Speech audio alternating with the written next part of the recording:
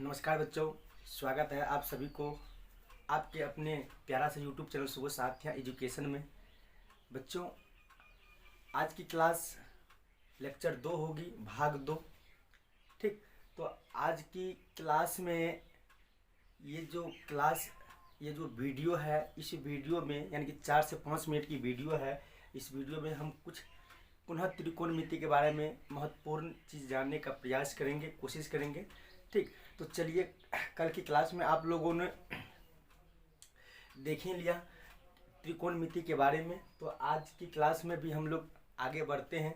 तो सबसे पहले कल हम लोग पढ़ रहे थे बाबू कि समकोण त्रिभुज बनाना। क्या पढ़ रहे थे? समकोण त्रिभुज बनाना। ठीक, तो एक बार देख लेते हैं, इनको क्या कहते हैं बाबू? इनको बोलते हैं समकोण त्रिभुज। क्या बोलते हैं? समकोण त्रिभुज। ठीक, और समकोण त्रिभुज 90 डिग्री का कोण बनाता है। ठीक, तो चलिए आज इससे आगे देखते हैं।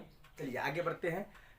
अगर कोई थीटा है और 0 से अधिक है और 90 डिग्री से कम है, उसे हम क्या कहते हैं? अगर कोई थीटा है और 0 से कम है और 90 डिग्री से 0 से अधिक है और 90 डिग्री से कम है, तो इसे हम क्या कहते हैं?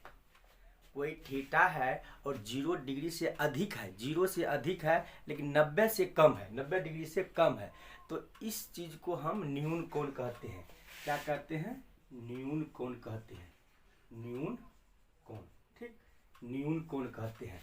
उसके बाद अगर थीटा के बराबर 90 डिग्री है, अगर थीटा के बराबर 90 डिग्री है यानी 90 डिग्री है, तो इसे हम समकोण कहते हैं। क्या कहते हैं? समकोण कहते हैं। क्या कहते हैं बाबू?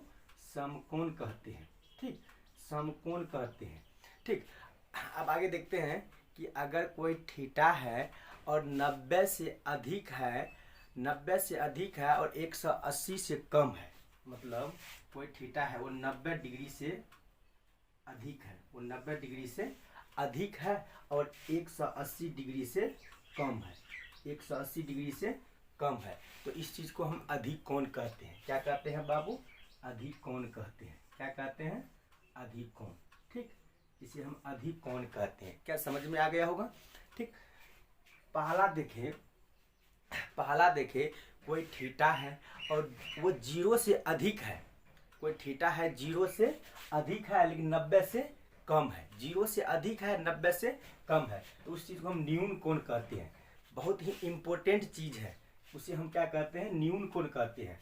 अगर थीटा बराबर 90 डिग्री है तो उसे हम समकोण कहते हैं। अगर कोई थीटा है और 90 से अधिक है और 180 से कम है, तो उसे हम अधिक कोण कहते हैं। क्या कहते हैं? अधिक कोण कहते हैं। तो चलो इस चीज़ को उतारो, कॉपी कलम निकालो और प्यारे प्यारे हाथ से इस चीज़ को उतारो। ठीक, तो चलिए अब आगे बढ़ते हैं। चलिए उतार लिया हो, अब आगे देखते हैं आगे क्या है, उस चीज़ को हम देख लेते हैं। ठीक, देखते हैं कि ये एक समकोण त्रिभुज है। ये क्या है? एक समकोण त्रिभुज है। और समकोण त्रिभुज कितना डिग्री का कोण बनाता है? 90 डिग्री का। ये एक समकोण त्रिभुज है। तो सबसे पहले एक चीज़ हम देख लेते हैं कि यहाँ देखिए कि ये जो 90 डिग्री के सामने है, इसे हम क्या कहते हैं? तो इसे हम कर्ण कहते हैं। क्या कहते हैं? कर्ण कहते हैं। क्या कहते हैं? कर्ण कहते हैं। ठीक, उसके बाद अब कर्ण को इंग्लिश में हाइपोटेन्स कहते हैं। क्या कहते हैं? हाइपोटेन्स। हाइपोटेन्स कहते हैं, यानी कि कर्ण को इंग्लिश में क्या कहते हैं? हाइपोटेन्स कहते हैं। और इसे हम H से सूचित करते हैं, इसे हम H से नियुक्त करते हैं। ठीक, अब उसके बाद बात रही कि अब ये क्या है और ये क्या है। ठीक, किसी बच्चों के मन में चलता होगा कि ये लंब है, ये लंब है और ये आधार है, जो कि ये गलत है।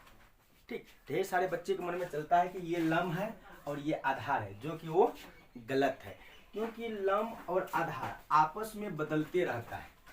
लंब और आधार आपस में बदलते रहता है, लेकिन क्यों बदलता है?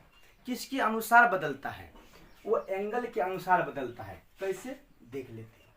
अगर ए बी और बी सी मिल करके एंगल थीटा बना रहा है तो इसके सीधा ये लंब हो जाता है। ध्यान से, इसके सीधा ये लंब हो जाता है। ठीक, अगर ये थीटा यहाँ न आकर के ये थीटा यहाँ आता है, अगर ये थीटा को हम एंगल को यहाँ बैठाते हैं तब इसके सीधा क्या हो जाएगा, तब इसके सीधा लंब ये हो जाएगा। समझ में आ रही है ना। तब ये बन जाएगा मेरा आधार। क्या बन जाएगा, ये आधार। हमें एंगल के मुताबिक देखना है और एंगल के मुताबिक डिसाइड करना है कि कौन लंब है और कौन आधार है। तो एक बार पुनः रिवाइजिंग कर लेते हैं। क्या अभी हम बनाए कि लंब और आधार बदलते रहता है, और किसके अनुसार बदलता है, वो एंगल के अनुसार बदलता है। किसके अनुसार बदलता है, एंगल के अनुसार। अगर मेरे पास एंगल थीटा यहाँ है तो इसके सीधा क्या होगा बताओ, इसके सीधा क्या होगा, लंब। ये क्या हो जाएगा, लंब हो जाएगा। और ये तब क्या हो जाएगा बाबू, ये हो जाएगा आधार। क्या हो जाएगा, आधार हो जाएगा। अगर ऐसा न होकर अगर ऐसा हो जाए, अगर ऐसा हो जाए, थीटा यहाँ आ जाए, एंगल यहाँ आ जाए, तब क्या होगा, तब तो बाबू इसके सीधा ये लंब हो जाएगा ना। इसके सीधा ये क्या हो जाएगा बाबू, ये लंब हो जाएगा। और ये क्या हो जाएगा, ये सर जी आधार हो जाएगा। क्या हो जाएगा, ये आधार हो जाएगा। क्या समझ में आया। यानी कर्ण कभी नहीं बदलता है और कर्ण सबसे बड़ी भुजा होती है, और लंब आधार बदलते रहता है। और किसके आधार पे बदलता है, एंगल के आधार पे बदलता है। जिधर थीटा है उसी साइड लंब होता है। अगर यहाँ थीटा है तो इसके साथ ये लंब हो जाएगा और ये आधार हो जाएगा। अगर इधर थीटा है तो इसके साथ ये लंब हो जाएगा और ये क्या हो जाएगा, आधार हो जाएगा। क्या समझ में आया आप लोगों को। ठीक, तो चलिए इतना बात हम समझ गए। अब आगे बात कर लेते हैं कि सर आप तो कर्ण का इंग्लिश बता दिए, इसे हम हाइपोटेन्स कहते हैं। ठीक, लेकिन आधार क्या होता है, आधार का इंग्लिश क्या होता है। तो कर्ण का इंग्लिश तो हम जान गए कि हाइपोटेन्स। ठीक, अब आधार, आधार का क्या होता है बाबू, आधार का बेस, BASE, बेस। आधार का क्या होता है, बेस। और उसके बाद लंब, लंब का क्या होता है वो भी देख लेते हैं। लंब का होता है परपेंडिकुलर। क्या होता है, परपेंडिकुलर। क्या होता है, परपेंडिकुलर, परपेंडिकुलर। क्या होता है, परपेंडिकुलर। और H को हम डिनोट करते हैं, सॉरी कर्ण को डिनोट करते हैं H से, और आधार को डिनोट करते हैं B से, और लंब को डिनोट करते हैं P से। यानी कि हाइपोटेन्स, बेस और परपेंडिकुलर। समझ में आया। यस सर, समझ में आ गया। तो चलो आगे बढ़ते हैं। तो चलिए इस चीज को मिटा दें। यस सर, मिटा दीजिए। तो आगे देखते हैं, आगे अब क्या सीखना है उस चीज को जानते हैं।